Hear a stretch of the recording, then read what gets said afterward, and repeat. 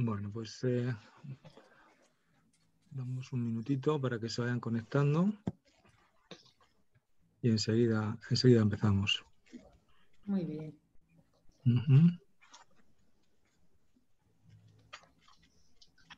Evocará, hay casi más panelistas que conectados. Sí.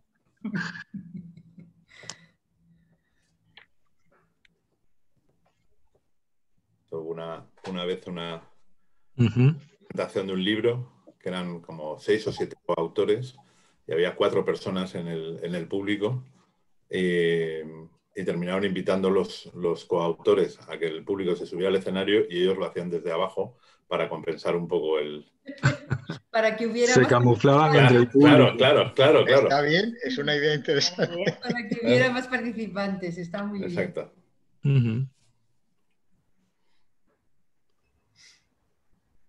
Bueno, pues el móvil hay 15 también, es un poco lo que nos contaba Marta. Claro. Bueno, pues si os parece, vamos a empezar. En primer lugar, pues dar las gracias a los asistentes y sobre todo pues a nuestros invitados a este webinar que lleva por título Los desafíos de la publicidad y la comunicación. Este webinar pues tiene un doble objetivo. Primero, debatir un poco cómo se encuentra la profesión de la publicidad después de esta pandemia y de esta segunda oleada, y luego también dar paso a la presentación del observatorio, de los datos del Observatorio de la Publicidad en España. Mi nombre es Julio Alar, soy el director del grado de Publicidad y Relaciones Públicas aquí en ESIC y quiero pues presentar a los ponentes que me acompañan. En primer lugar está Lidia Sanz, que es la directora general de la Asociación Española de Anunciantes. Está también Juan Benavides, que es catedrático emérito de lenguaje publicitario de la Universidad Complutense.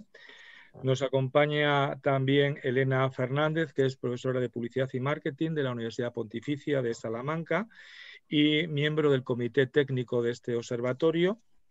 Nos acompaña Miguel Justribó, que es Chief Purpose Officer del grupo Food Delivery Brands, que engloba Telepizza, Pizza Hut, Apache Pizza y Enos Pizza. Y por último nos acompaña Pablo Azulgaray, que es presidente de Shackleton. Vamos a comenzar. En primer lugar, pues voy a ceder la palabra a Lidia Sanz, como directora general de la Asociación de Anunciantes y además un poco auspiciadora de este informe del Observatorio de la Publicidad. Lidia, cuando quieras. Muchas gracias, Julio, y muy buenas tardes a todos. Es un placer volver a presentar, aunque sea en este formato, el Observatorio de la Publicidad, que ya lo hicimos el año pasado en ESIC y que lo seguimos haciendo porque ESIC también sois unos grandes colaboradores del informe y del observatorio desde hace muchísimo tiempo. También es un placer compartir esta tarde con grandes amigos y fantásticos profesionales, Miguel, Pablo, Juan, Elena. Es un fantástico el estar con vosotros.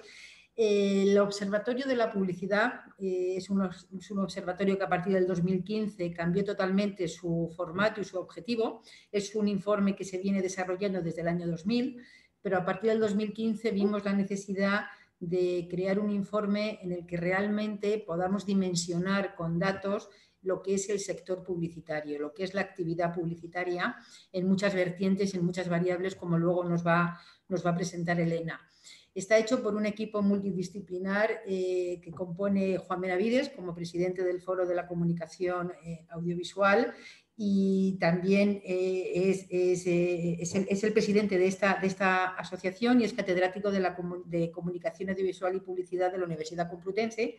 Pero también quiero dar las gracias a David Alameda, que es profesor de Publicidad y Marketing de la Universidad Pontificia de Salamanca, a Elena, que luego nos presentará un poquito más tarde el estudio, que es profesora de Publicidad y Marketing de la Universidad Pontificia de Salamanca y es doctora en Publicidad, y a Carmen López de Aguileta, que es también profesora de Publicidad y en la Universidad de Vigo. Todos ellos forman un equipo de trabajo fantástico, que la verdad que llevan ya 5 años dando vida a este proyecto, del cual cada vez estamos más orgullosos de haberlo podido sacar adelante.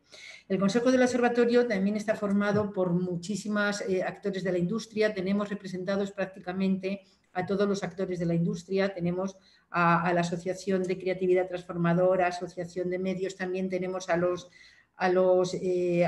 Asociación de Usuarios de la Comunicación, a los consumidores, en fin, tenemos a prácticamente todos los actores de la industria. Y el objetivo principal es, como os decía, tener una visión muy homogénea de este sector y también que nos sirva como datos generales en el que todos estemos de alguna manera dando los mismos datos en todos los ámbitos donde actuamos y donde defendemos a la publicidad como un gran motor de la economía y un gran dinamizador de la economía. Un sector que, lógicamente, los datos que va a presentar Elena son datos del año 2019 y un sector que este año 2020, pues también, como no puede ser de otro modo, está sufriendo unas consecuencias profundas de toda esta crisis que estamos viviendo en muchos aspectos. En el aspecto también de la inversión en publicidad está siendo tremendo, pero es un sector que también ha demostrado y ha sabido crecer ante momentos de crisis. Es un sector que ha sabido siempre aplicar innovación, talento, experiencia y sobre todo creatividad. Ahora más que nunca esa unión de la creatividad y de las agencias, todo lo que aportan las agencias de publicidad a este sector es importantísimo, porque es un sector que tiene que demostrar además cómo puede impulsar negocios y la verdad es que a través de esa creatividad podremos demostrarlo. Luego en la mesa redonda podremos tener más tiempo de desarrollar todos estos temas, pero de momento yo le voy a pasar la palabra a Elena Fernández para que nos pueda presentar el estudio. Buenas tardes. Muchísimas gracias, Lidia, por la presentación. En primer lugar, muchísimas gracias a ESIC, a Julio, a Marta por vuestra invitación.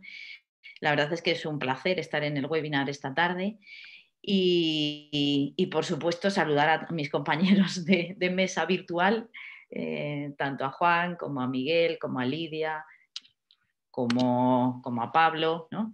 que después en el debate pues, podrán intervenir y profundizar. Diríamos que mi misión dentro del webinar de hoy es trabajar un poco sobre los datos del Observatorio de Publicidad del año 2019 y lo primero, pues agradecer a la Asociación Española de Anunciantes la confianza que tiene en el equipo de trabajo que, como Lidia presentaba hace un momento, formamos 4 profesores de la Universidad Complutense, Pontificia de Salamanca y Universidad de Vigo, y que desde hace 5 años pues, intentamos ofrecer ese panorama general desde los datos del sector, que desde luego nos permiten hablar de un sector muy dinámico, muy innovador y con unas dimensiones económicas que voy a pasar a enumerar ahora que realmente pues creo que merecen la pena tener presentes, ¿no? Voy a compartir pantalla para que todos podamos seguir la presentación.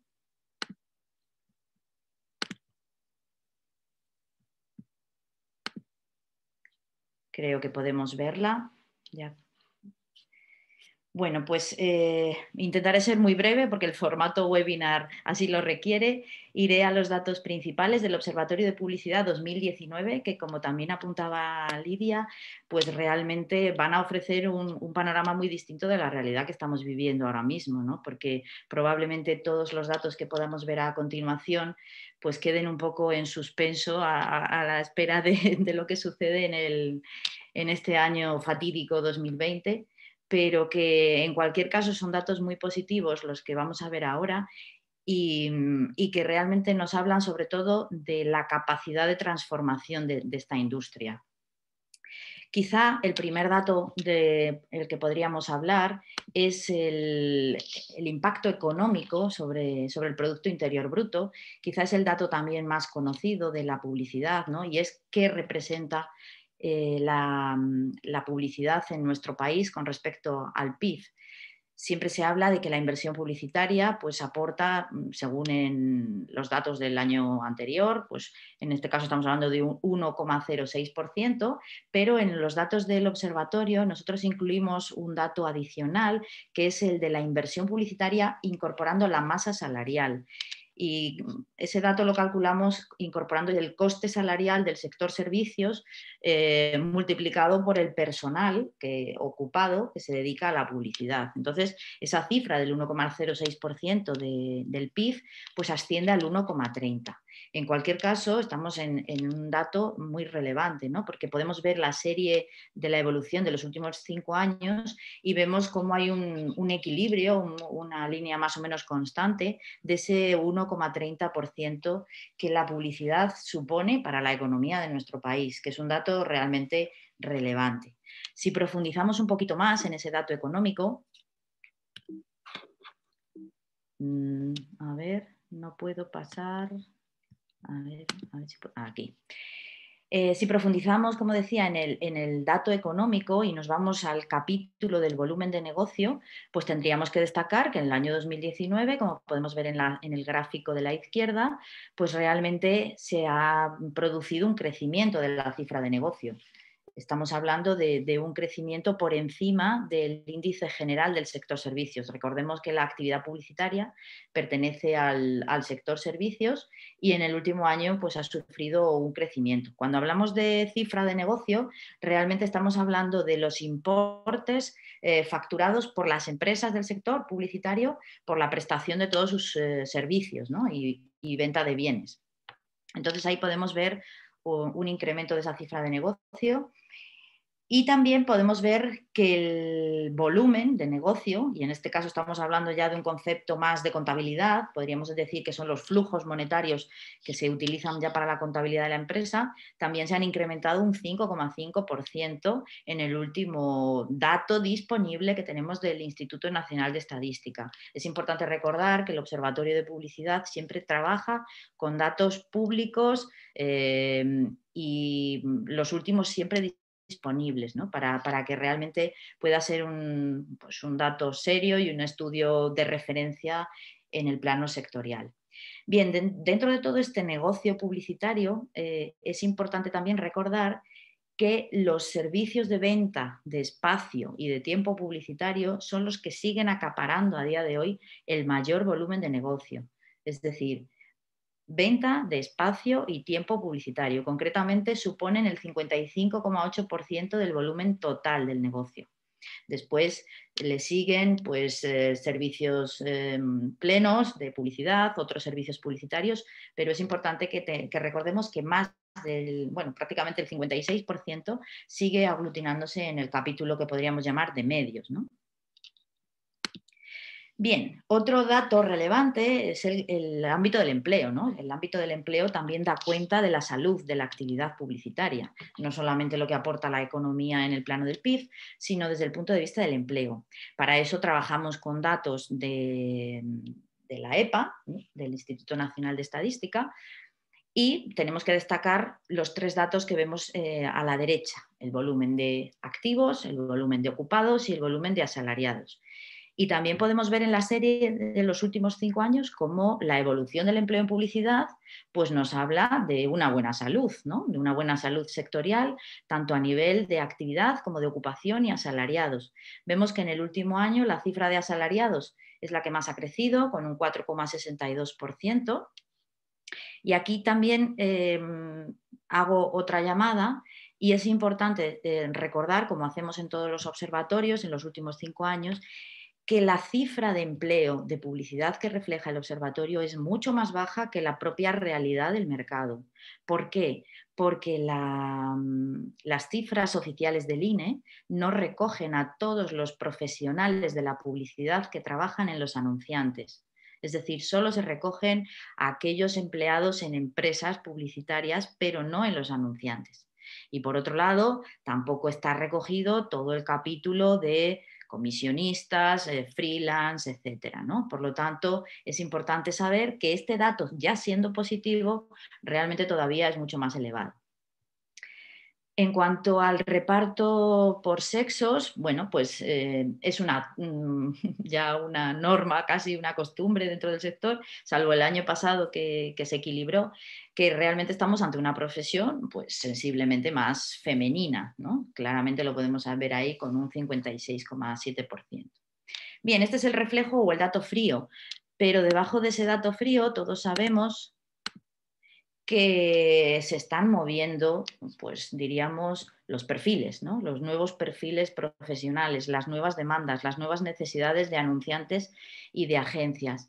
Esto nos lleva a comentar el estudio del INESDI sobre el top 25 profesiones digitales, que nos habla de pues, el perfil más demandado, diríamos, de ese nuevo ámbito digital, como podemos ver ahí, es el Digital Marketing Manager, seguido del Digital Account Manager, Community Manager, Digital Community and Brand Manager, ¿no? Todo este ámbito digital que realmente pretende satisfacer pues, la estrategia digital, expertos en marketing y comunicación digital, manejo de canales, redes sociales, redes corporativas, etcétera. Sin embargo, todo este perfil digital o esta nueva demanda de perfiles digitales, por otro lado, vemos que se combina con la necesidad de estos perfiles hibridados, multidisciplinares, que independientemente del área de trabajo que se estén manejando, necesitan trabajar o disponer de habilidades pues muy globales, ¿no? Que sean capaces de dar sentido al análisis, a la estrategia, a la generación de contenidos. Entonces, no solamente necesitamos analistas de datos, sino después pues esos perfiles mucho más globales que sean capaces después de traducir en estrategia y en esa visión más holística, ¿no? Por otro lado. Nuevas demandas, un volumen alto de empleo y nos vamos a otro ámbito de estudio del observatorio, que sería el ámbito formativo, ¿no? Yo creo que muchos de los asistentes hoy están precisamente en periodo formativo y es también un dato muy interesante saber que la demanda sigue creciendo en el ámbito de la publicidad y del marketing. Se ha producido un incremento del alumnado de un 3,9% en relación al curso 2018-19. Entonces, ahora mismo los alumnos matriculados en Publicidad y Relaciones Públicas representan un 4,7% de todos los alumnos catalogados bajo el epígrafe que el Ministerio de Educación llama Negocios, Administración y Derecho. Y los alumnos de marketing, que también son muy próximos, representan un 4,2%. Por lo tanto, entre ambos, entre publicidad y marketing, estaríamos hablando casi de un 8,9% de todos los alumnos matriculados en el ámbito de negocio. Aquí en este año también hacemos una indicación y es que los estudios de publicidad y relaciones públicas pasan a formar parte del ámbito de los negocios. Hasta ahora estaban en las estadísticas oficiales del Ministerio dentro del ámbito de la comunicación y ahora pasan a ser catalogados dentro del ámbito de los negocios. Esto también es un indicador relevante que probablemente se pueda incluso abordar en el debate y es que indica un cambio de percepción sobre el tipo de estudios, ¿no? Mucho más ligados al ámbito económico, empresarial, marketing, etcétera. A la derecha podemos ver los alumnos graduados y aquí pues, nos encontramos con que en el curso 2018-19 4.108 nuevos egresados o graduados en el ámbito del marketing y la publicidad pues acuden o llaman a la puerta del mercado laboral que veíamos que por otro lado estaba en periodo de crecimiento también, ¿no? Entonces, bueno, esta demanda formativa también es un punto interesante de reflexión porque nos encontramos no solamente ante nuevos perfiles profesionales en el sector, sino también ante nuevos títulos especializados en el ámbito formativo. Tanto universidades públicas como universidades privadas, como escuelas de negocio, están planteando nuevas formas formativas desde el punto de vista del tipo executive, nuevas titulaciones relacionadas con lo digital, con la analítica, con los datos, con todo el tema de metodologías ágiles de trabajo. Y bueno, estas formas o estos nuevos tipos de contenidos que además adoptan nuevas formas, yo creo que en momento pandemia hemos visto cómo todavía tenía mucho más sentido, ¿no? Todo el tema de las plataformas online, el microlearning, esta filosofía de aprendizaje para toda la vida, este lifelong learning, ¿no? Esta filosofía de aprendizaje continuo. Bueno, pues esto realmente abre un nuevo panorama para el sector, porque en realidad también todo el tejido empresarial y todo el tejido de empleo que existe en la publicidad necesita todas estas nuevas formaciones ante el giro, ¿no? Ante el giro del propio sector comunicativo. Por lo tanto, se detecta o detectamos ese avance en la cultura de la innovación en el aprendizaje, que también es un tema bastante relevante. Bien, otro de los aspectos de estudio dentro del impacto publicitario es el empresarial, ¿no? Y aquí siempre destacamos en el observatorio que como parte de la actividad del sector servicios, la publicidad alberga un conjunto riquísimo de empresas y tremendamente heterogéneo, ¿no? Es decir, tenemos una gran polaridad entre las grandes empresas publicitarias, las que protagonizan los rankings, las que forman parte de los grandes networks multinacionales, y tenemos esa otra visión de la publicidad muy cercana a la pyme o incluso a la micropyme, ¿no? En cualquier caso, estamos hablando de 40.859 empresas registradas según el DIRCE, el Directorio Central de Empresas, en el 2019, que supone un crecimiento del 6,2%. Entonces, como vemos, prepandemia es otro dato absolutamente positivo, ¿no? Como un sector que sigue siendo dinámico y sigue creciendo y que tiene un tejido empresarial del 1,3%. Ese 1,3% a lo mejor puede parecer bajo si lo escuchamos por primera vez, pero estamos hablando de un tejido más rico que alimentación, más rico que actividades deportivas, recreativas y de entretenimiento, más rico que programación, consultoría y otras actividades de informática, o que la propia industria textil, ¿no? Entonces, bueno, pues a veces la publicidad parece que no tiene estos datos detrás, ¿no? Que solamente se ve el volumen de la inversión y no todo el tejido que esconde por detrás. Bien, esta polarización de la que hablaba anteriormente se refleja en la concentración geográfica. Lógicamente, Madrid y Cataluña pues, acogen el 53,6% de las empresas que vemos en el gráfico. Y bueno, junto con Madrid y Cataluña, pues podríamos destacar Andalucía, Comunidad Valenciana y Canarias como las 5 comunidades más importantes, junto con Madrid y Cataluña. Y aparte de la concentración, es muy importante hablar de la antigüedad empresarial porque es un dato muy significativo que quería destacar hoy. La juventud de las empresas, ¿no? Estamos hablando de que casi el 30% de las empresas publicitarias de esas 40.000 que mencionaba, han nacido en el último año. Esto es un dato que tiene una doble lectura. Por un lado, nos habla de la capacidad de innovación, de la capacidad de emprendimiento y de las ganas de seguir creciendo, y tiene pues otra vertiente que podríamos interpretar como más inestabilidad o como pues quizá considerarlo algo endeble, ¿no? el sector. Bueno, en cualquier caso, estamos hablando de que casi el 48% tiene menos de 3 años, ¿no? Un sector, por lo tanto, muy, muy joven, que también se refleja en los datos del empleo, ¿no? en la edad de los empleados. Y este sector del que decía que sobre todo hablamos de pymes y micropymes, pues vemos ahí el 98,95% de las agencias tienen menos de 20 asalariados, ¿no? Esto es un dato muy significativo, fundamentalmente formado por personas físicas, desde el punto de vista de la condición jurídica, personas físicas y seguido de un 43% de sociedades limitadas, ¿no? Esas serían las fórmulas más habituales. Por lo tanto, la gran publicidad es la que en volumen es la más pequeña, ¿no? Por lo tanto, apenas un 1, poco por ciento.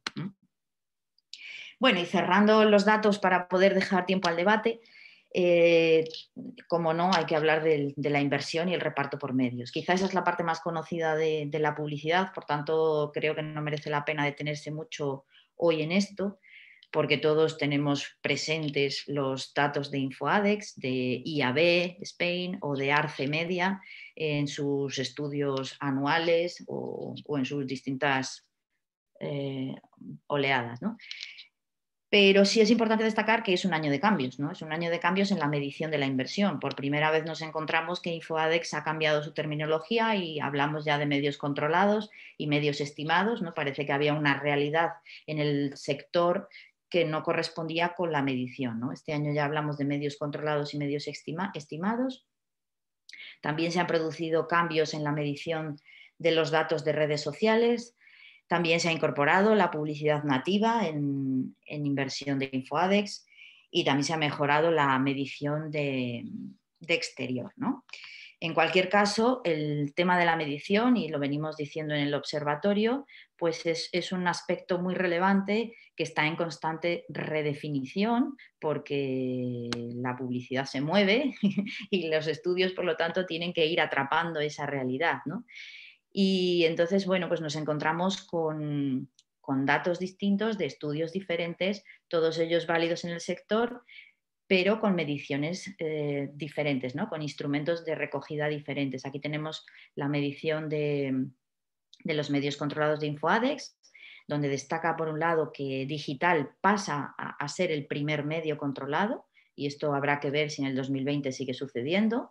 Es el primer año que digital gana en inversión a televisión, y acabamos de ver datos recientes de que televisión en consumo sigue creciendo, por lo tanto veremos a ver qué sucede el año que viene en consumo. Y a la derecha tenemos los datos de la inversión digital que nos ofrece IAB y que, como sabemos, pues nos ofrece otro panorama incorporando, por ejemplo, la inversión de digital out of home, es decir, la publicidad exterior digital, audio online, televisión conectada, además de search, display o redes sociales como realiza InfoAdex, ¿no? Por lo tanto, bueno, pues la medición está reinventándose todos los días y mejorando sus instrumentos.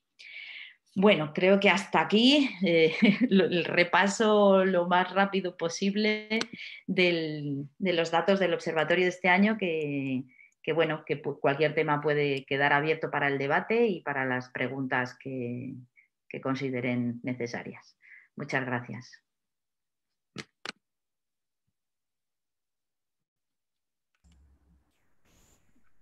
Muy bien, muchas gracias, Elena, por tu clarísima presentación. Simplemente escribía en el chat ahora pues, lo que es la fotografía de este estudio y que corresponde a una realidad del 2019. Evidentemente, la publicidad es un sector muy dinámico y no está exenta de estos vaivenes que nos afectan a todos. Yo quiero dar paso ahora muy rápidamente, para no comernos nada de tiempo, a Juan Benavides, que le veo en pantalla, que nos va a hacer una reflexión antes de dar paso a la mesa, una reflexión sobre esta presentación que nos ha hecho Elena. Vale, pues Juan, cuando quieras, muchas gracias. Muchísimas gracias, Julio. Bueno, muy brevemente, simplemente, como siempre, agradecer a Elena su capacidad de síntesis y rapidez en las conclusiones fundamentales. Este es un observatorio que quedaba cerrado en el 2019. Claro, cuando luego vimos todo lo que empezó a suceder a partir del mes de enero, pues intentamos sacar unas reflexiones generales que en el documento final están presentes, que se concretan en tres fundamentales, que yo simplemente voy a enumerar y luego ya en el debate pues podemos ir ampliando algunos aspectos. Son aspectos del 2019 que venían arrastrándose ya, incluso algunos de ellos desde el 2018 y desde el 2017, que son más problemas de carácter general. Uno de ellos es la problemática de los contenidos ante el enorme protagonismo cada vez mayor en la publicidad del propio consumidor y del propio usuario, de los propios formatos digitales. Por lo tanto, los contenidos cobran todavía mayor fuerza, pero fuerza en un contexto claramente equívoco. Por un lado, el aumento de lo digital, que lógicamente es muy inmediatista, que es muy cortoplacista, y al mismo tiempo la emergencia del propósito y la marca de las propias compañías, que es más largo plazo, que requiere más aspectos de profundización y de tiempo en los valores, que hacen que en ese contexto se produzca una cierta equivocidad y una cierta contradicción. Eso era lo que observamos al final del año 2019. sin antes va a aparecer toda esta locura que estamos sufriendo a lo largo del 2020. Y ahora yo creo que estas serían unas conclusiones de carácter muy cualitativo, muy general, que siempre lo hemos hecho en el observatorio, de no dejar solamente el dato, sino intentar añadir aspectos cualitativos que los propios informes van aportando a través de su transversalidad por los datos. Y es un poco estos tres grandes criterios, o este contexto equívoco y contradictorio, lo que ya observamos en el 2019. Ahora ya, a lo largo de este año, hemos visto, hemos debatido, estamos viendo nuevos informes que van aumentando la dificultad de la situación en la que nos encontramos, ¿no? Y que ahora yo creo que tanto Miguel como Pablo y yo mismo, pero yo creo que las palabras de los agentes que están en el día a día pues pueden incluso ilustrar todavía más estas conclusiones. ¿Qué te parece, Julio? Yo creo que dejamos abierto ya el debate. Muy bien, muchísimas gracias. Pues ya sin más preámbulo, vamos a iniciar el debate y bueno, va a ser muy generalista, ¿vale? Yo la primera pregunta que planteo, no sé, Pablo, Miguel, que no habéis intervenido, y esta va un poco para vosotros. Bueno, estamos hablando de cambios y yo creo que, pues lo que decía antes, casi es el estado de la nueva normalidad de la publicidad. Ha habido cambios y una reinvención constante. Entonces, esta pandemia, ¿qué nos va a dejar a nivel de la publicidad? O sea, es decir, ¿hay cambios, esto es coyuntural, o realmente hay un cambio del modelo de negocio? No sé, ¿cómo lo ves? Cualquiera de los dos, Miguel o Pablo. Pablo, por favor. Pablo, pues cuando quieras, Pablo. Bueno, hola a todos. Gracias por invitarme. Bueno, no sé, a mí no me gusta jugar a gurú y por tanto tampoco lo sé. Yo creo que cualquier análisis hecho pre-COVID es bastante interesante para imaginarnos cómo vamos a estar o desde dónde partimos cuando el COVID haya pasado. Yo soy de los que cree que el COVID va a pasar, es decir, que va a ser un periodo de tiempo que va a cambiarnos, pero que paulatinamente recuperaremos la posición inicial, la posición pre-COVID. No inmediatamente, pero creo que la acabaremos recuperando, ¿no? Entonces yo creo que cualquier análisis hecho, digamos, antes del COVID es muy útil porque dice, bueno, pues no sé si será el 2021 o será el 2022, pero yo creo que, o el 2023, pero creo que volveremos a esos niveles, ¿no? Mientras tanto, claro, las conclusiones pues sirven para poco, sirven para ver dónde vamos a estar después, pero durante sirven para poco, ¿no? Yo creo que cuando el Harari estaba proponiéndonos que celebrásemos que éramos el Homo Deus, ¿no? Que la humanidad había superado cualquier fenómeno natural, se resucitó Maslow, le dio 2 cachetazos en la cara y le dijo, vuelve al inicio, ¿no? A mi pirámide y vuelve a la seguridad, ¿no? Que es la base de la pirámide. Entonces yo creo que el COVID es un escenario absolutamente distópico, que no agrego nada diciendo esto, que hace que lo que suceda en este periodo no es comparable a lo que había antes, ¿no? Otra cosa es que también creo, con el mismo fervor, así como creo que lo que pasa ahora no se compara con lo que pasaba antes, creo que lo que pasa ahora es transitorio. Por supuesto habrá cambios y por supuesto el COVID dejará cosas y nos hará pensar y nos hará evolucionar en algún sentido, por supuesto, pero creo que en lo macro volveremos al escenario pre-COVID, ¿no? Hoy hablábamos hace un rato en otra charla de estas, hablábamos de que la gente más joven de la sociedad está deseando, están absolutamente contenidos, pero están deseando que les digan, bueno, venga, se acabó, para recuperar su normalidad. Yo soy de los que cree que siempre hay una nueva normalidad, pero no por el COVID, sino porque la sociedad va cambiando y la normalidad nunca es estática. Pero creo que la gente lo que añora y lo que va a tender a recuperar es lo que pasaba antes, ¿no? Y no sé si con esto abrimos un debate. Muchas gracias. Pues, interesante reflexión. Yo, estando de acuerdo en lo general con Pablo, sí que creo que esta es una época de oportunidades, ¿vale? Y cuando hablo de oportunidades, no hablo de oportunistas, que eso es muy diferente y eso es algo que todos hemos tenido que tener claro, dónde estaba esa línea, ¿no?, entre la oportunidad y el oportunismo, pero sí que creo que es una época de oportunidades, es una época, y no me he vuelto loco, es una época de optimismo, es una época en la que realmente, yo creo que ayer se demostraba, lo comentábamos antes, ¿no?, con una simple noticia o una importante noticia de una posibilidad de una vacuna, fijaros cómo se han movido las bolsas, ¿no? Fijaros cómo se han movido las bolsas, que lo que hacen es predecir con 6 meses un poco lo que va a pasar, ¿no?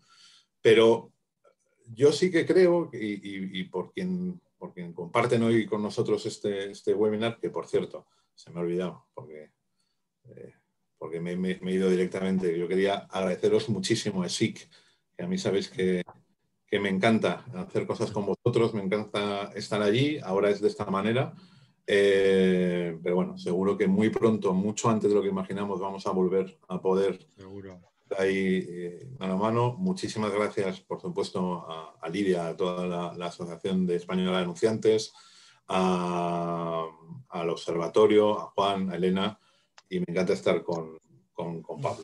Pero, y por centrarlo ahí, yo creo que es una época de oportunidades, y es una época de oportunidades especialmente para quienes trabajan o pretenden trabajar o han elegido trabajar en el sector de la publicidad, el marketing, la comunicación y demás, ¿no? Y no es algo que diga yo, que el aval que es el mío, sino que incluso se ha publicado en un estudio de una consultora de EY de cuáles las habilidades que van a requerir más las empresas en el futuro inmediato. Hasta ahora veníamos todos pensando siempre que habilidades tecnológicas y demás, y la que de repente se coloca en primer lugar es la creatividad. Si entendemos que la creatividad no es solo hacer anuncios, sino que entendemos que la creatividad es una manera de pensar, y por eso digo que sobre todo para la gente más joven, para la gente que está accediendo ahora o va a acceder ahora al negocio, yo creo que tenéis una oportunidad única para ser, iba a decirlo de una manera menos elegante, pero para ser incómodos, ¿vale? Porque la creatividad no es solamente lo que os digo, o sea, que se nos ocurra un brillante eslogan y demás, sino la creatividad es cómo afronto un problema, un nuevo problema, una nueva pregunta de la que no hay manuales, ¿no? Sí. Bueno, yo estoy de acuerdo con ambos dos, ¿no? Hablando de la creatividad, ¿no?, y de la innovación como esa habilidad que realmente surge. Yo estaba leyendo un informe que ha hecho también Shackleton, el Stand Up Brands, y la verdad es que lo leía con muchísima atención, ¿no?, cómo las marcas se han reinventado. Bueno, en el caso de Telepizza, en el caso de todas las marcas. Yo le dije una pregunta a Lidia también, como la directora de la Asociación de Anunciantes. ¿Cómo ves, y además habéis tenido los premios EFI ahora muy recientes, cómo está el nivel general de creatividad en las marcas? ¿Cómo piensas que este COVID ha reinventado las marcas desde el punto de vista de productos, desde el punto de vista de la comunicación, los formatos? ¿Hay un antes y un después con esta pandemia, Lidia? ¿Tú cómo lo ves? Madre mía. Es una pregunta. El nivel de creatividad es bueno y ha sido siempre muy bueno. Es decir, España además ha sido uno de los mercados que ha recibido históricamente muchos premios a la creatividad. Aquí tenemos a Pablo Alzugaray, bueno, y también a Miguel, que son personas además muy relacionadas con todo el tema creativo, y realmente sí que España tiene un gran reconocimiento en muchos mercados como por innovación, por creatividad y muchas cosas.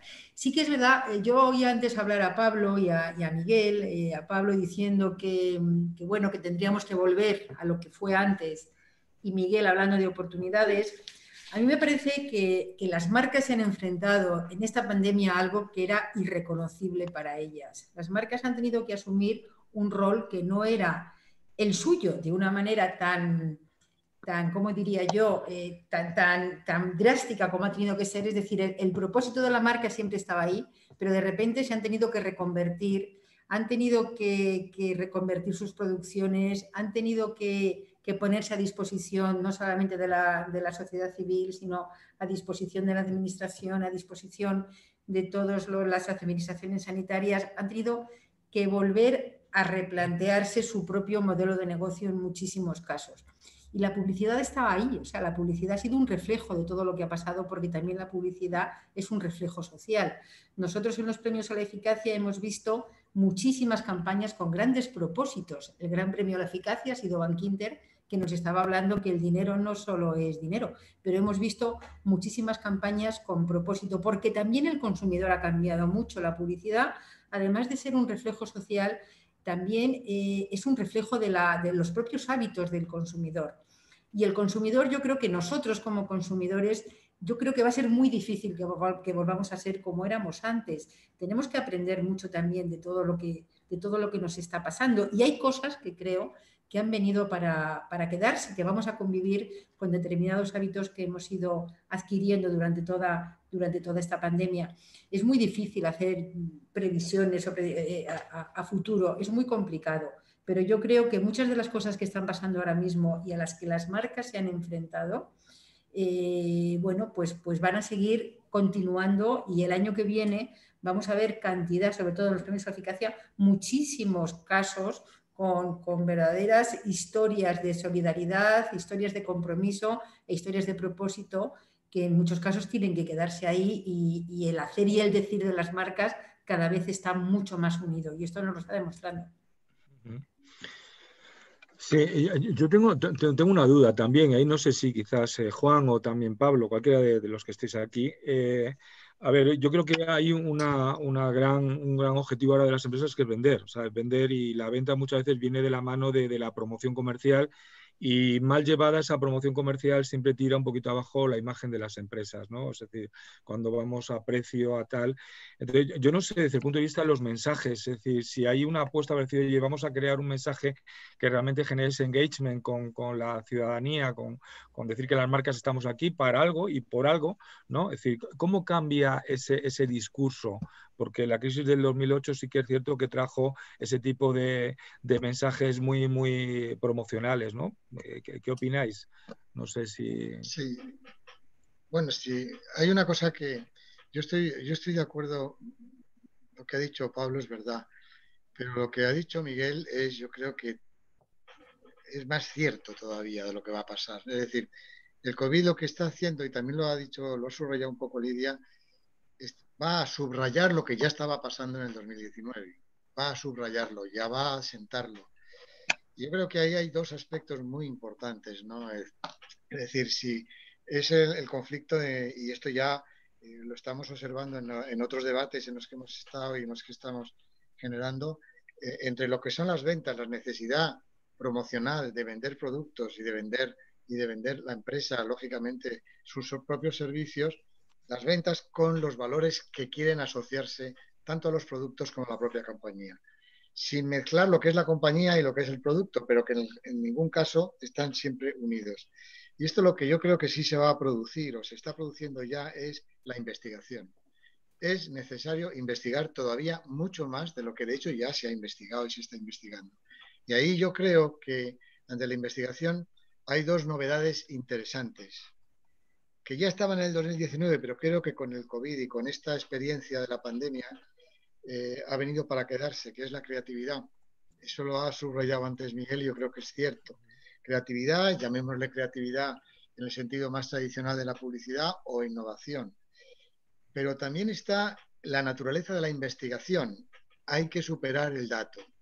Yo creo que hay un aspecto muy importante de naturaleza cualitativa, y que no es cuantificar, sino que es dar contenido a lo que es la generación de hábitos de conducta y de comportamiento en el propio consumidor y en la propia empresa.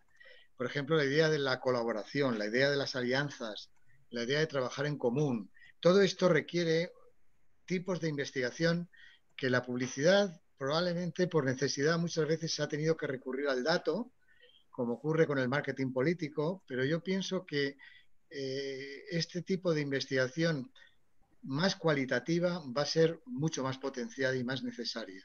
Entonces, en ese sentido, yo creo que la publicidad en esto va a ganar muchísimo más, para bien, y la comunicación también.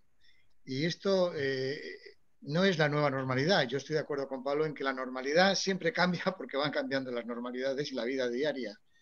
Pero yo creo que es una cosa que ha venido para quedarse y es una vuelta de tuerca a lo que es la investigación publicitaria al uso.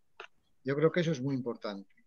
Y eso yo creo que sí ha venido para quedarse y para cambiar algunos hábitos o algunos errores que se estaban ya produciendo en la investigación tradicional de la comunicación, demasiado anclada en el dato y no ir a saltar a aspectos más prospectivos y más creativos de hacia dónde puede ir o hacia dónde está yendo la vida de las personas. Yo absolutamente algo, Juan, pero es que además yo creo que es lo que comentaba Julio, ¿no? Del eterno debate, ¿no? Del corto plazo o del largo plazo y demás. Hay una cosa hay un adagio que dice que es sales overnight y brand overtime, ¿no? Quiere decir, es que no hay manera de separar eso, ¿vale? No hay manera de separar eso. O sea, y yo, sin embargo, creo que es verdad que ahora hay que hacer un poco de criba de todos estos mensajes tan solidarios y tan de acompañamiento. Yo creo que aquí no estamos hablando de solidaridad, no estamos hablando de RSC, no estamos hablando de la frase que yo odio, esa de estamos aquí para devolver a la sociedad lo que la sociedad nos ha dado. No, mire usted. O sea, usted está aquí para generar negocio, para generar trabajo, para generar puestos de trabajo y obviamente para generar un compromiso que vaya más allá de generar unas ventas, ¿no? Por eso yo hablaba antes de la oportunidad y del oportunismo, ¿no? Si alguien piensa que vamos a poder estar haciendo campañas o que alguien quiere hacer campañas que simplemente hablen de mensajes positivos, estoy aquí a tu lado para acompañarte y demás, es que nos van a preguntar o van a preguntar a esas marcas, oye, defíneme qué es estar aquí a tu lado. Porque a mí el mensaje ese de yo soy la marca que viene aquí a acompañar, no, mire, usted, por el negocio en el que está, me da igual que sean pizzas, que sean coches, que sean teléfonos, que sean medios de comunicación, de lo que sea, usted está aquí, obviamente, para acompañarme, pero ¿y qué hace usted para acompañarme? Pero ¿qué hace con datos? ¿Vale? Con datos, ¿qué nuevo producto tiene o qué antiguo producto tiene, a qué precio y de qué manera, ¿no?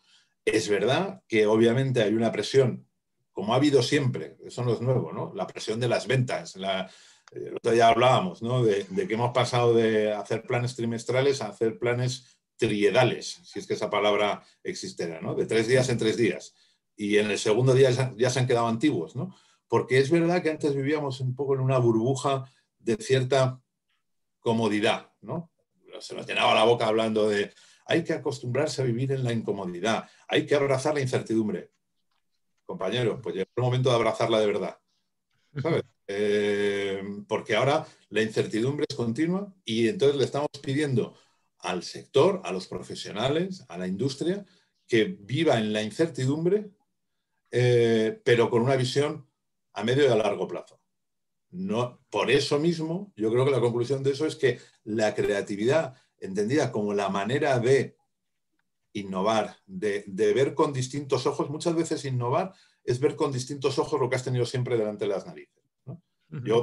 Los publicitarios siempre hemos sido mucho de ver las cosas aquí delante y decir, no, espérate un momento que si le doy un doble tirabuzón con doble integral, seguro que lo voy a hacer mucho mejor. Y la gran idea, lo más potente que tenías delante de tus narices, ¿no? Bueno, pues ahora hay que volver a mirar qué es aquello que tienes delante de tus narices y utilizarlo de una manera creativa como posiblemente antes no hacías. Muy bien.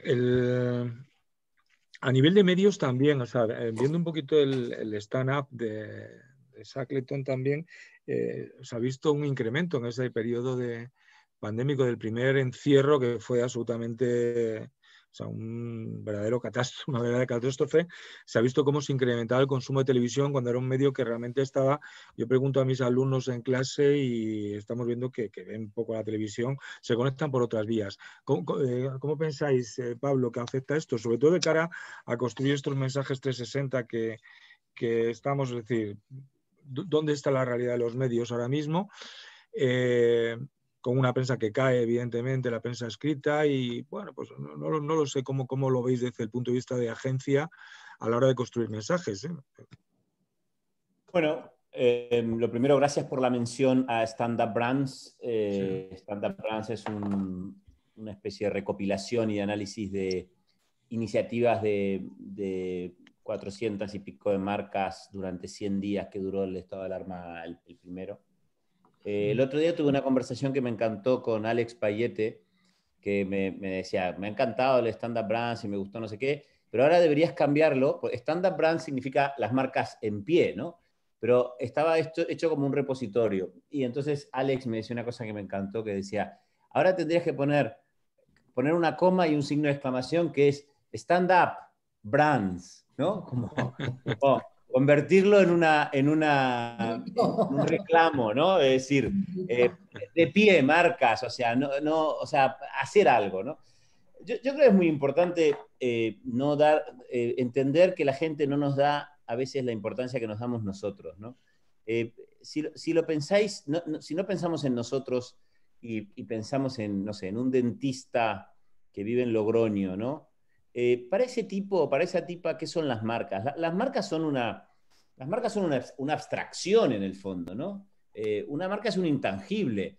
Es decir, de alguna manera es o sea, yo tengo un producto, ¿no? Esto, que es unos earphones, unos AirPods de estos, ¿no?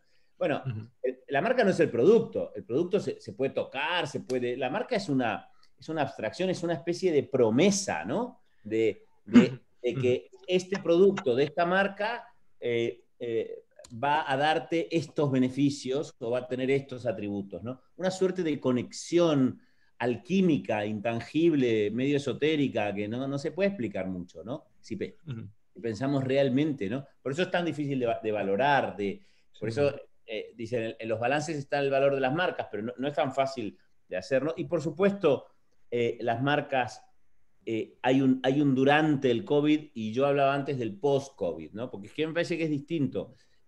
Durante el COVID, el tiempo que sea, yo creo que las marcas son muy conscientes que tienen que ser parte de la solución, pero como decía Miguel, no por un tema de responsabilidad social corporativa, sino primero por una motivación tan humana y tan universal como el simple deseo de ayudar. O sea, detrás de las marcas hay personas, y esas personas en general son buenas personas. Entonces quieren ayudar, después por responsabilidad ante sus clientes, sus accionistas, sus empleados, y también por un sentido, por un legítimo sentido de la oportunidad, que no del oportunismo, de la oportunidad, porque un cambio de escenario de este calado es una oportunidad para posicionarte en este nuevo contexto, es una oportunidad para decir algo que no decías antes, ¿no? Al final, participar es estar, es existir, es tener un rol, es jugar ese rol, y no participar es lo contrario. Las marcas quieren estar, tienen que estar, porque la gente, yo creo que va a reconocer a las marcas que lo hacen bien, va a recordar a las marcas que lo hacen mal, y va a olvidarse de las que no hicieron nada, con lo cual no hacer nada es el peor de todos los escenarios, ¿no? Pero claro, se trata de hacerlo bien por esto, por un sentido, por un legítimo sentido de la oportunidad, ¿no? Las marcas, además, al resto de la sociedad también le interesa que las marcas sean fuertes. Las marcas nos dan seguridad, son parte de la normalidad que queremos recuperar. A mí, ya insisto, que la nueva normalidad me parece una frase hecha, pero lo que la gente quiere de verdad es recuperar la mejor parte de lo que era su vida, ¿no? Seguramente no toda, pero sí la mejor parte. Y las marcas también desempeñan una función didáctica, ¿no? Ejemplarizante. cuando vemos que una marca hace algo, aprendemos que la marca hizo eso y entonces nosotros también lo hacemos a nivel particular, ¿no?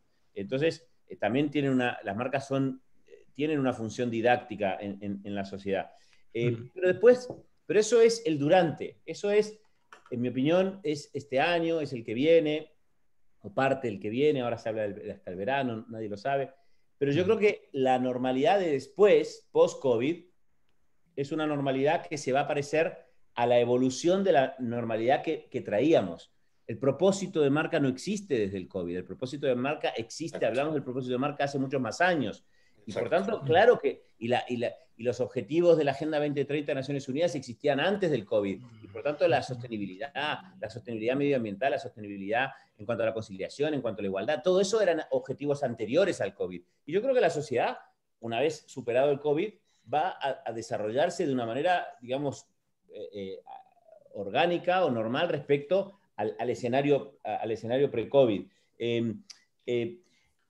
Yo creo que nosotros, yo me incluyo, somos una generación con un umbral de crecimiento, un umbral de sufrimiento muy bajo, ¿no? Nos quejamos porque ahora tenemos el COVID y porque tenemos un confinamiento de 2 meses, 4 meses, 5 meses, pero en el fondo nunca nos ha pasado nada. Poneros en el cuerpo de alguien que nació, esto se dice, ¿no? En el año 1900, ¿no? Un tipo nace en el año 1900, cuando tiene 14 años estalla la Primera Guerra Mundial, en la que mueren millones de personas, la guerra más cruenta jamás ocurrida, ¿no? Y más grande, ¿no? Cuando el tipo tiene, eso cuando tiene 14, cuando tiene 17,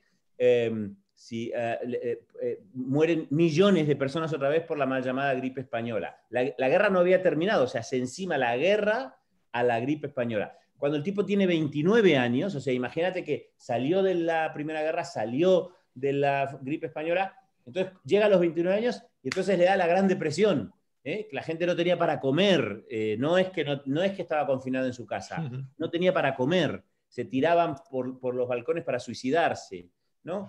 Y entonces el tipo lo supera. Y en el año 36 ese español estalla la Guerra Civil Española, ¿no? Imaginaros lo que es eso. Y luego en el 39 la Segunda Guerra Mundial, claro, el tipo cuando llega a los 45 años dice, Dios santo, lo que me ha pasado, o sea, desde que nací hasta hoy, a nosotros no nos pasó nada, nunca.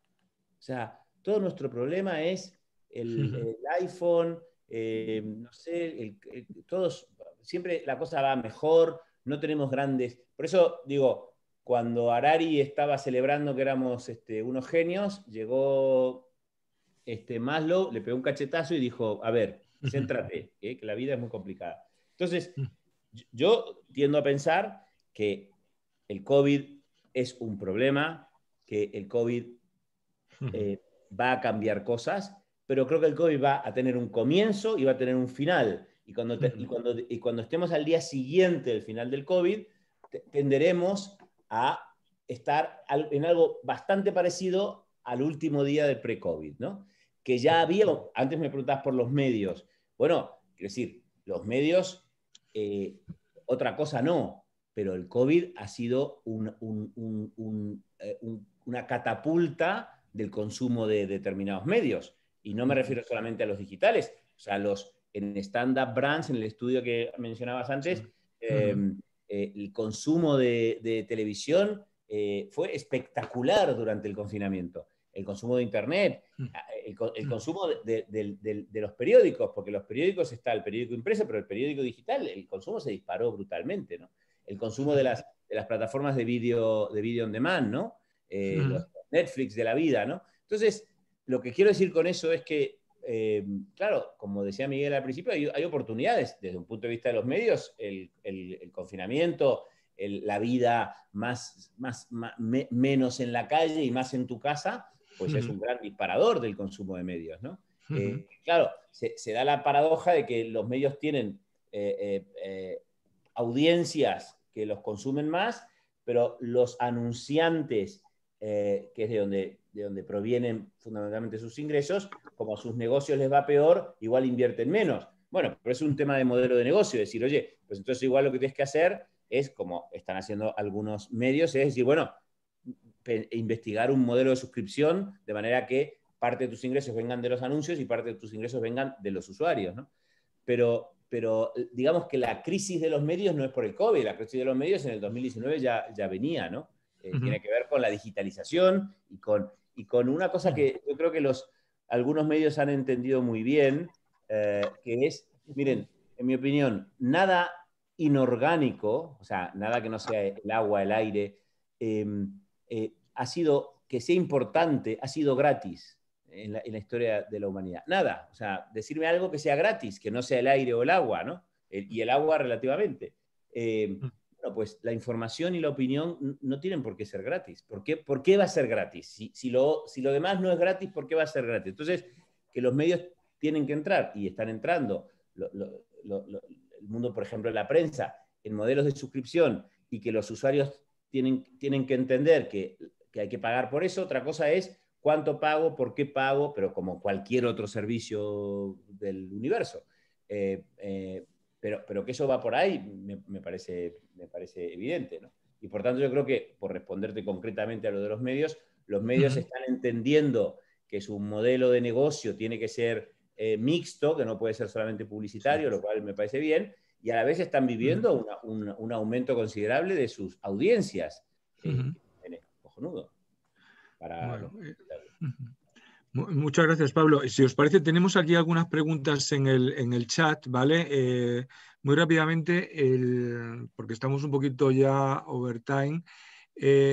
Hay una pregunta de Domingo, ¿vale? Dice, ¿cuál creéis que debería ser el compromiso fundamental de las marcas deben de hacer a los usuarios consumidores en este nuevo paradigma que afrontamos como seres humanos? Es acerca de la seguridad, la privacidad de los datos, la calidad de los servicios. Bueno, es un poco genérica, ¿no? Habla, pues eso, de las marcas, creo que Pablo apuntaba por ahí, también que las marcas tienen que ser también parte de la solución. No sé si queréis apuntar algo más por ahí, Lidia, Juan.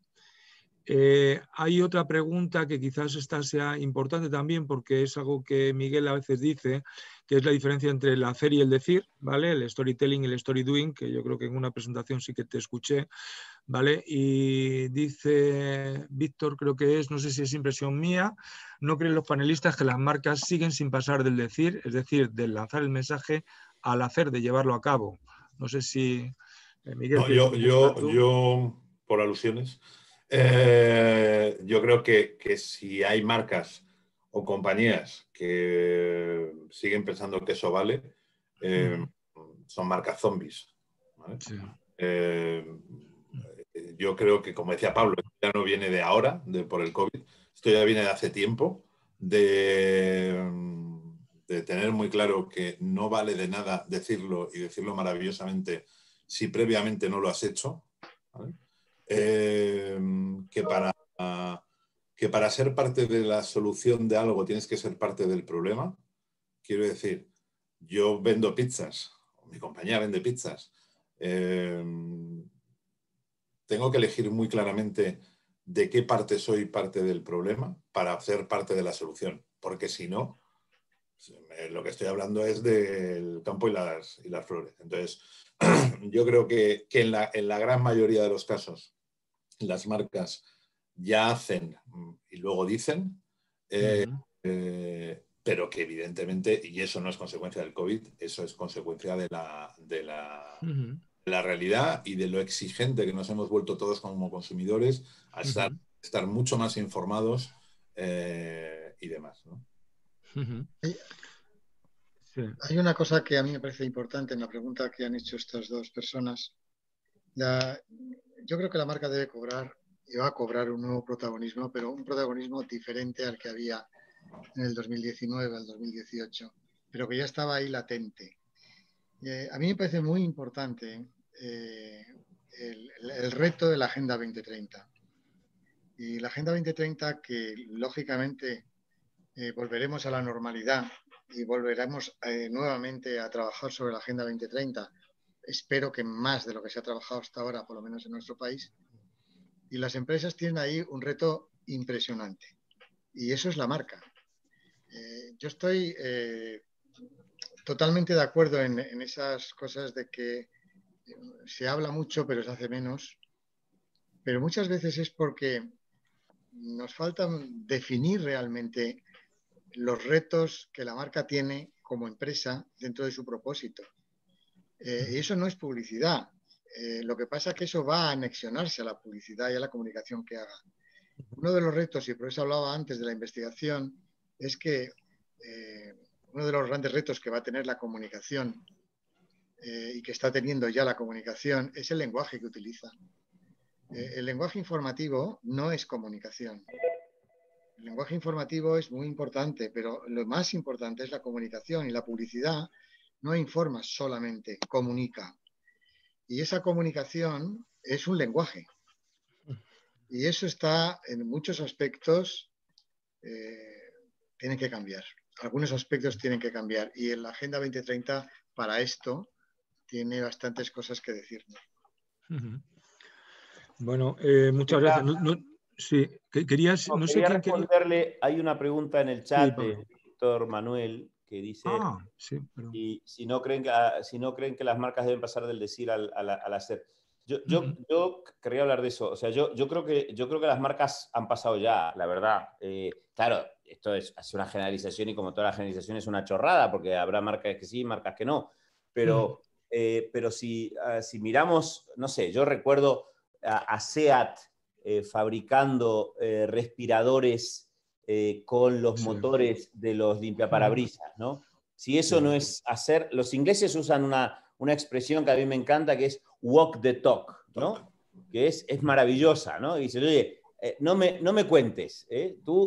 Hay una cosa genial en comunicación, que es cuando vos, en lugar de decir cómo eres, eres.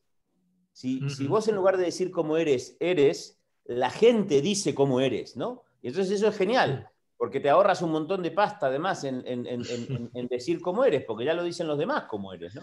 En el estudio ese que nombrabas, en el Stand Up Brands,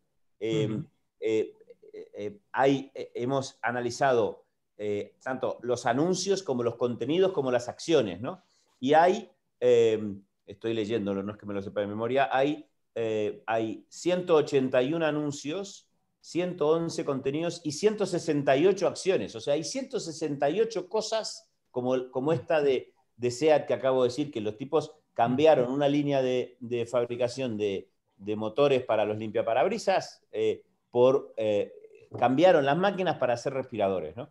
Esta mañana estoy en un jurado del Ojo de Iberoamérica y estaba viendo una campaña que hizo Stella Artois, la cerveza en México, que hicieron una cosa que me parece genial, no digáis nada porque estoy en el jurado, pero me parece genial, no sé ni de qué agencia es ni nada, pero me parece buenísimo, que es, proyectaban en el confinamiento, cuando la gente estaba en sus balcones y tal, proyectaban películas de cine en las paredes de los edificios, pasaban el audio a través de una plataforma por internet, entonces la gente podía ver como si fuera un cine o una especie de cine de barrio, digamos. Me parece una genialidad. Eso es hacer, porque eso no es decir. Eso es decir, oye, estás en tu casa, estás aburrido y te doy un plan. Y después, si querés, además, te tomás una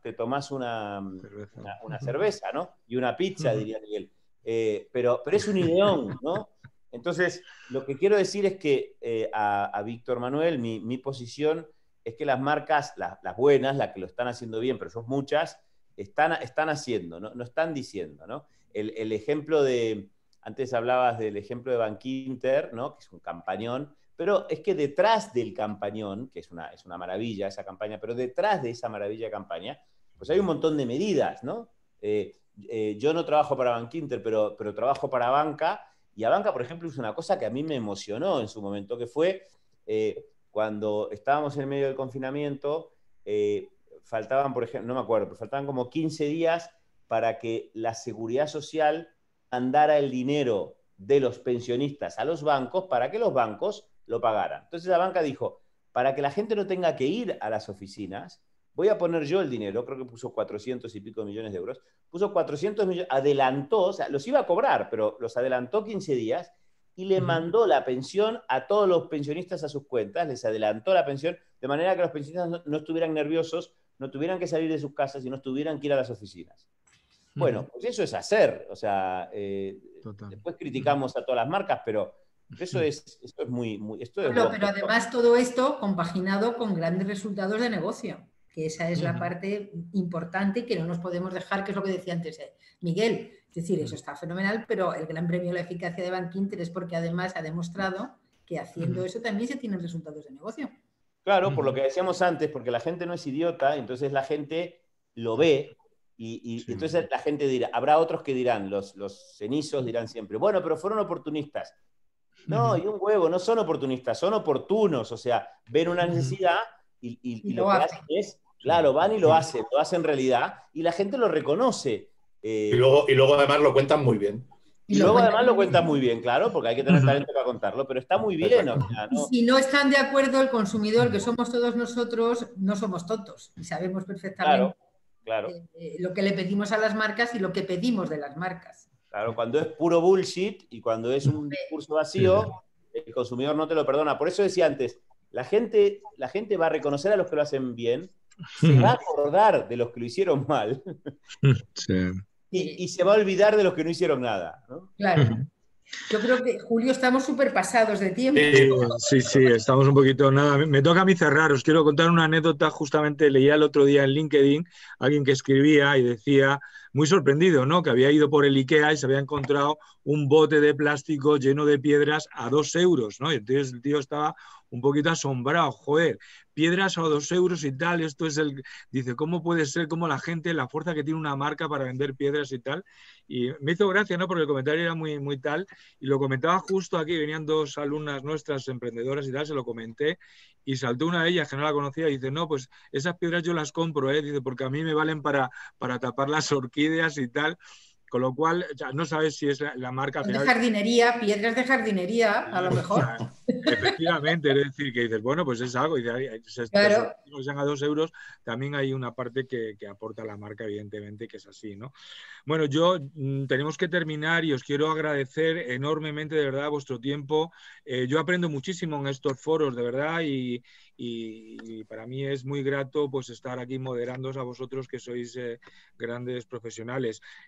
Tengo que hacer un pequeño resumen, ¿no? Es verdad que estamos hablando de una época de oportunidades. Yo sí que creo, ¿no? Hay una etapa abierta para reinventar la creatividad y la innovación en esos sentidos, que es verdad que las marcas, bueno, pues van a estar ahí, tienen que ser parte de la solución, que nos comentabais también, y desde luego pues ir hacia un humanismo que yo creo que es importante, ¿no? El tiempo dirá, ahora mismo pues coincido con Pablo, no podemos ser gurús lo que pasará de aquí a después del COVID, pero sí que se llegará a una nueva normalidad, en el sentido de que, bueno, las cosas verán a su cauce. Quiero agradecer también este informe del observatorio. Para mí es genial y aporta un valor gigante, ¿no? Es un barómetro de cómo está la profesión. Es verdad que con sus cosas y esta foto un poquito del 2019 con novedades que nos va a traer. Pero Elena, muchas gracias por tu presentación. Pues Lidia por auspiciar este estudio, Juan por estar detrás, Pablo, un placer enorme de verdad que nos acompañes, y por supuesto Miguel, que ya eres como de la casa. Pues sí, a todos los asistentes. Sé que aparecían por ahí menos de los que realmente había, porque hay alguien que se conecta por móvil y me costaba que había varias clases que todavía están conectados directamente y había solamente un equipo, ¿no? Y se conectaban 28 o 30. Con lo cual también vamos a circular esta presentación, creo que es muy útil y que espero que a todos les aporte como a mí. Pues muchas gracias a ti, Pablo, y a Julio y a vosotros. Todos, muchas gracias. Que lo paséis muy bien. A todos. Seguimos hablando. Seguimos. Muchas gracias, Julio. Gracias. Gracias.